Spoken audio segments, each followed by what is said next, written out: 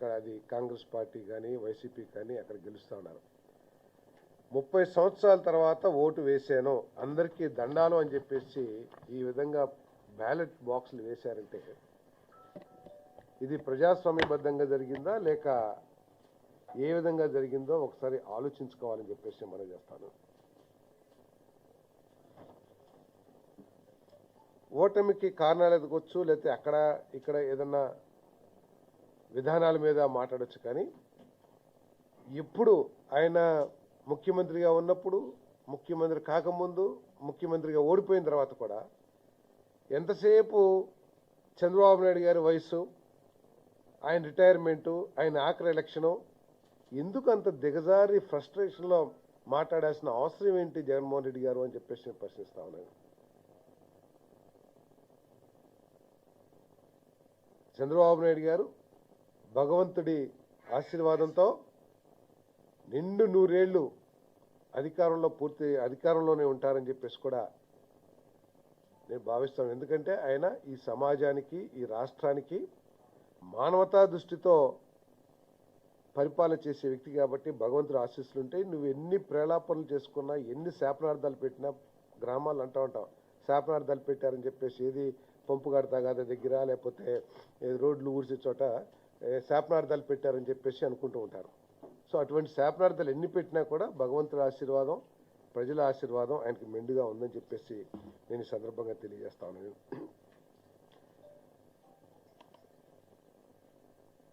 పులివెందుల్లో నేను కూడా 3-4 బూతుల్లో నన్ను అక్కడ పనిచేయమని చెప్పటం, నేను దాదాపు 50-60 ఇళ్లలోకి వెళ్ళి డోర్ టు డోర్ నేను ప్రచారం చేశాను.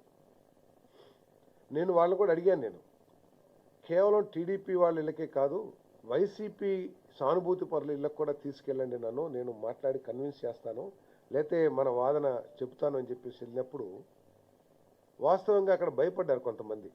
ఎందుకంటే మనం అక్కడికి ఎందుకు లేండి, గొడవలు అవుతాయేమో అని చెప్పేసి. లేదు నేను వెళ్ళాము, నేను మామూలుగా మాట్లాడతాను, నేనేమి గట్టిగా మాట్లాడంటే అందరి ఇళ్ళకి వెళ్ళినా కూడా చాలామంది బలహీన వర్గాల ఇళ్ళకి వెళితే వాళ్ళు మమ్మల్ని రిసీవ్ చేసుకునే విధానం కానివ్వండి, మాతో మాట్లాడిన విధానం కానివ్వండి, అక్కడ మార్పుని ఎంత బలంగా కోరుకుంటున్నారో నాకు స్పష్టంగా అర్థమైందని చెప్పేసి మనం చేస్తాను. నేను ఇంటింటి ప్రచారమే కాకుండా రచ్చబండల దగ్గర కానీ, టీ బంకుల దగ్గర కానీ నేను చాలామందితో ఓపెన్గా కూర్చుని మాట్లాడాను. నేను వాళ్ళు నన్ను ఇంటింటికి కూడా తీసుకెళ్ళడం జరిగింది. సో వాళ్ళు చెప్పేది ఒకటే, ఈ 30-40 సంవత్సరాల్లో మేము చేతులు కట్టుకొని ఎవరో ఒకళ్ళ ఇంటికి వెళ్ళి వాళ్ళ దగ్గర ఆదేశాలు తీసుకుంటాం తప్పితే మా భావాల్ని గౌరవించటం కానీ, మా ఆకాంక్షల్ని గౌరవించటం కానీ, మా ఇబ్బందులు, మా సుఖాలు, లేకపోతే మాకు కావాల్సినవి ఏమిటి అనేది ఎప్పుడు కూడా ఇక్కడ చర్చించడం జరగలేదని చెప్పారు. మేము చాలా స్పష్టంగా చెప్పాం, వాళ్ళకి సాగునీరు సమస్య తీవ్రంగా ఉంది. మీరు పులివెందులు ఎప్పుడున్నా మీరు ఎంతమంది లేరు నాకు తెలియదు, కానీ కృష్ణా డెల్టా కంటే కూడా బ్రహ్మాండంగా అక్కడ ఉంటుంది, పంటలు పండుతున్నాయి. కానీ 30 సంవత్సరాల నుంచి ఆ పులివెందులకు కావాల్సిన సాగునీరు చిన్న విషయం కూడా వాళ్ళు చేయలేకపోవటం కానివ్వండి, లేదు ప్రత్యేకంగా మరి గృహ నిర్మాణ శాఖ మంత్రి కాబట్టి ఆ విషయంలో నా దగ్గర లేపారో, కానీ మాకు గత 20 సంవత్సరాల నుంచి ఒక్క ఇల్లు కూడా ఇవ్వలేదు. కొంతేమో కారణం వాళ్ళ మోతబోర్లు ఎవరైతే ఉంటారో గ్రామాల్లో వాళ్ళ అడ్డంకులు పెట్టడం, 2 వైసీపీ అనో మన టీడీపీ అనో లేకపోతే ఇంకోటనో రకరకాల కారణాలతో మాకు అసలు ఇల్లులే ఇవ్వలేదని చెప్పారు. సో ఇన్ని సమస్యల పట్ల వాళ్ళందరూ కూడా నిజంగా మార్పు కోరుకున్నారు. ఈ పరిస్థితి నుంచి బయటికి రావాలని వాళ్ళు బలంగా కోరుకున్నారు కాబట్టే ఇంత ఘనమైన విజయం లభించిందని చెప్పేసి మనం చేస్తాను. ఇది 2029కి తొలిమెట్టు అని చెప్పేసి కూడా నేను ఈ సందర్భంగా తెలియజేస్తా ఉన్నాను. నేను పులివెందుల్లో కూడా వచ్చేసారి గెలవాలనే కసి, గెలిపించాలనే కసి అక్కడ ఓటర్లలో, నాయకుల్లో కూడా నాకు చాలా స్పష్టంగా కనపడిందని చెప్పేసి నేను మనవి చేస్తాను.